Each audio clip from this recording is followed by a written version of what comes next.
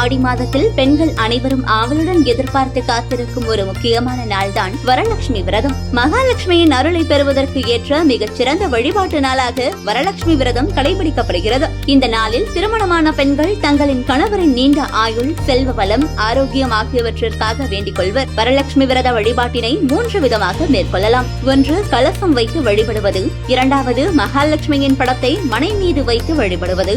3. மிக எளிமையாக வீட்டில் இருக்கும் மகாலட்சுமியின் படத்திற்கு பூ போட்டு ஏதாவது நெய்வேத்தியம் படைத்து விளக்கேற்றி வைத்து வழிபாடு செய்வது. இந்த 3இல் வீட்டில் கலசம் வைத்து அதில் அம்பிகையின் முகம், பட்டுப்புடவை, நகைகள் வைத்து அலங்கரித்து அந்த கலசத்தில் மகாலட்சுமியை எழுந்தருளச் செய்து வழிபடுவது. கலசம் வைத்து வழிபடுபவர்கள் முதல் நாளோ அல்லது வரலட்சுமி விரதம் அன்றோ அம்பாளை வீட்டிற்கு அழைத்து மறுநாள் வீட்டில் வைத்து 3வது நாளில் புனர்பூஜை செய்து வரலட்சுமி விரத வழிபாட்டினை நிறைவு செய்வர். இதுவே மிகவும் விசேஷமான வழிபாடாக கருதப்படுகிறது.